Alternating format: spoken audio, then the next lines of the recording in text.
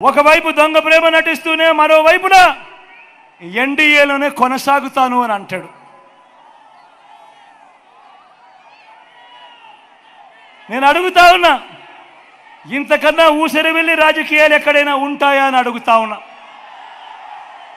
నేను ఈరోజు ధైర్యంగా చెప్తా ఉన్నా, 600 అయినా కానీ 106 అయినా కూడా 4% రిజర్వేషన్లు మైనారిటీలకు ఉండి తీరాల్సిందే అని మీ బిడ్డ ఈరోజు తలెత్తుకొని చెప్తా ఉన్నాడు.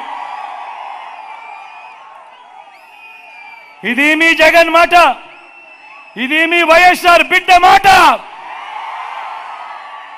దీనికోసం ఎందాకైనా కూడా పోరాడుతా. మరి బాబు, మరి చంద్రబాబు ఇలా మోడీ సభలో చెప్పగలడా? మరి ఎన్డీఏ నుంచి బయటకు రాగలడా? మరి ఎందుకు ఈ దొంగ ప్రేమ?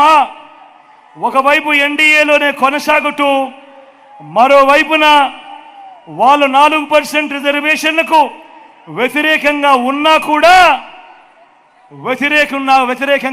కూడా వాళ్ళతోనే జతకట్టి ఎందుకు ఎన్డీఏలో ఉన్నావు అని అడుగుతా ఉన్నాడు మీ బిడ్డ.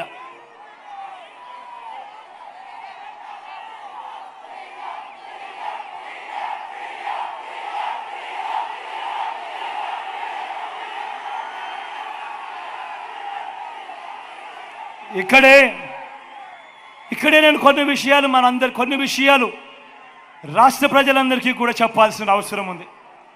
ఈరోజు 4% రిజర్వేషన్లు మైనారిటీ సోదరులకు ఏదైతే ఇచ్చామో అది కేవలం మతం ప్రాతిపదికగా ఇచ్చిన రిజర్వేషన్లు కావు. ముస్లింలలో కూడా ఉన్నత వర్గాలకు రిజర్వేషన్లు వర్తించడం లేదు, పఠాన్లకు వర్తించడం లేదు, సయ్యదులకు వర్తించడం లేదు, మొఘళ్లకు కూడా వర్తించడం లేదు. ఇవి కేవలం వెనుకబాటు ప్రాతిపదికగా మాత్రమే ఇచ్చినవి. నేను ఇవాళ అడుగుతా ఉన్నా, ఇదే బీజేపీని అడుగుతా ఉన్నా, ఇదే వ్యతిరేకిస్తా ఉన్న వాళ్ళందరినీ కూడా అడుగుతా ఉన్నా. అన్ని మతాల్లో కూడా బీసీలు ఉన్నారు, ఓసీలు ఉన్నారు. ఒక్క ముస్లింలలోనే కాదు, అన్ని మతాల్లో కూడా బీసీలు ఉన్నారు, ఓసీలు ఉన్నారు. ఇవి రాజ్యాంగానికి లోబడి వెనుకబాటు ప్రాతిపదికగా ఇచ్చిన రిజర్వేషన్లు. మరి ఇలాంటి రిజర్వేషన్లు, ఇలాంటి వెనుకబాటుకు గురైన వారికి ఇచ్చిన రిజర్వేషన్ల మీద రాజకీయం చేస్తూ వారి జీవితాలతో చెలగాటమాడడం ధర్మమేనా? ఇది కరెక్టేనా అని ప్రతి ఒక్కరూ ఆలోచన చేయాలి.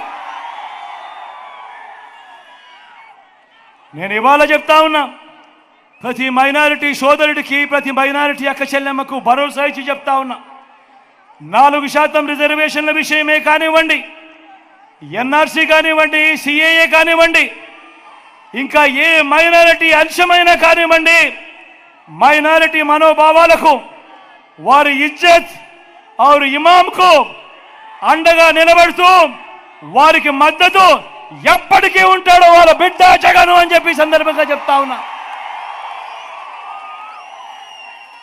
మైనారిటీల పట్ల ప్రేమ చూపుతూ ఒక్క డీబీటీ స్కీములే కాదు, ఇళ్ల నిర్మాణం, షాదీ తోఫా వంటివి మాత్రమే కాదు, ఉర్దూను 2వ అధికార భాషగా ప్రకటించడం మొదలు 4 మైనారిటీలను ఎమ్మెల్సీగా, 4 మైనారిటీలను ఎమ్మెల్యేలుగా గెలిపించుకోవటమే కాకుండా 5 ఏళ్ళు నా మైనారిటీ సోదరిని ఒకరిని డిప్యూటీ సీఎం గాను, నా మైనారిటీ సోదరిని శాసనసభ మండలి వైస్ చైర్మన్ గాను, మైనారిటీ సప్లాన్ బిల్లును తేవడం మొదలు ఇలా ప్రతి సందర్భంలోనూ వారికి సముచిత స్థానం ఇచ్చి వారిని పక్కనే పెట్టుకున్న ప్రభుత్వంగా ఈరోజు గర్వంగా చెప్తా ఉన్నా. మొట్టమొదటిసారిగా మైనారిటీలకు 4% రిజర్వేషన్లే కాదు, 4% రాజకీయ రిజర్వేషన్ ఇచ్చిన పార్టీ కూడా ఈ వైఎస్ఆర్ కాంగ్రెస్ పార్టీ అని కూడా గర్వంగా కూడా చెప్తా ఉన్నా.